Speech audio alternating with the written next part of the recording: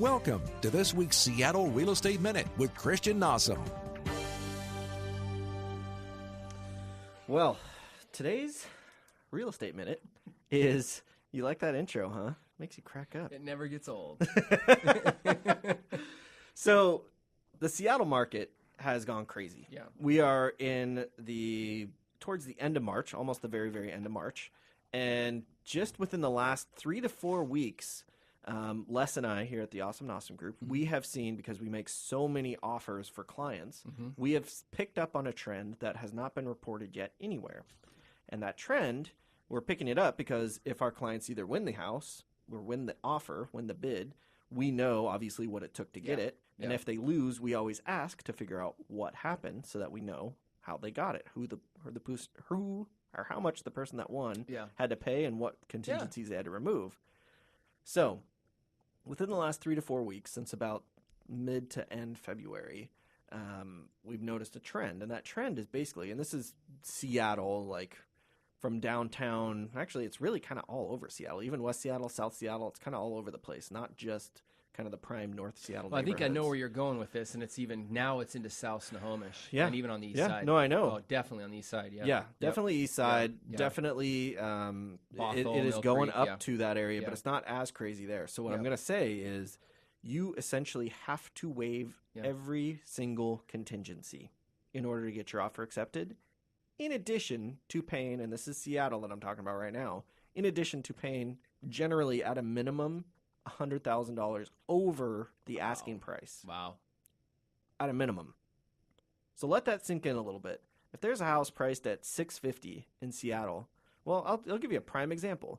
We made an offer 2 weeks ago, week and a half ago, on a 2006 or 5 built townhouse in Green Lake, 1,600 square feet, 3-bed, 2.5 bath, or 2.75, maybe it was 3 bath. I don't know.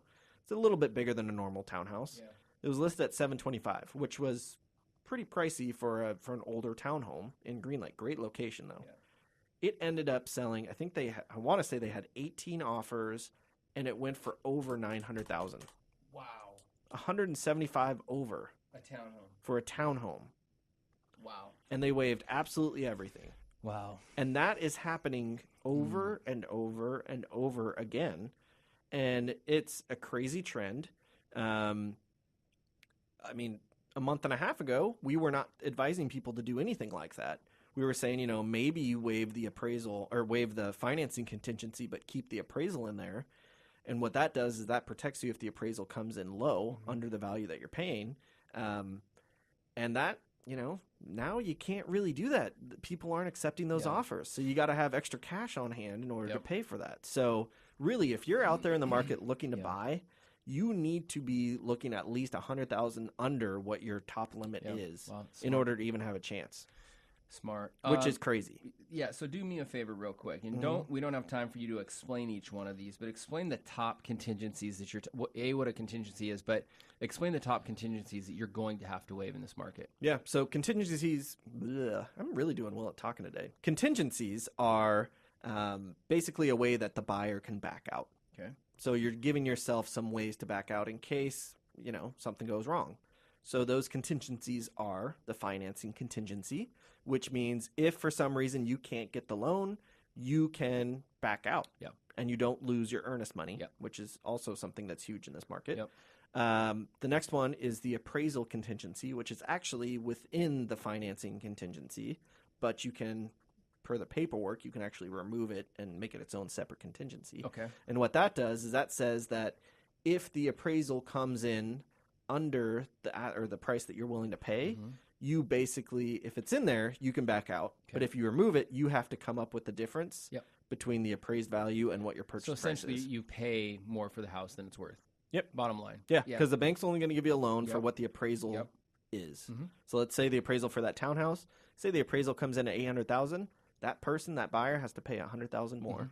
Out of cash. But they know in advance hopefully they're being represented so they know in advance. And that's the issue. So I'm going to throw Redfin under the bus real quick because I see them being kind of reckless. Wow. Honestly. And I see it with our listings when they come in with offers and I don't know if they're really doing a great job. And this, I feel kind of bad saying this, but I want people to be protected and know that they're kind of being more reckless than anyone out there right now. And I probably get in trouble for saying that, but it's what I'm seeing, and this is just my opinion. Yeah. It's not Well, you have KKOL's to opinion.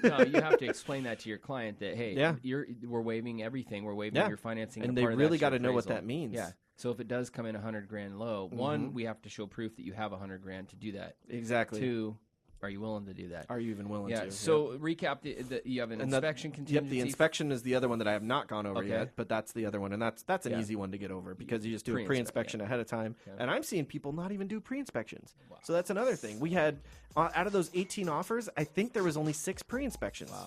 So That's 12 silly. people didn't even do one. Buying it blind. Buying it blind. It's crazy out there.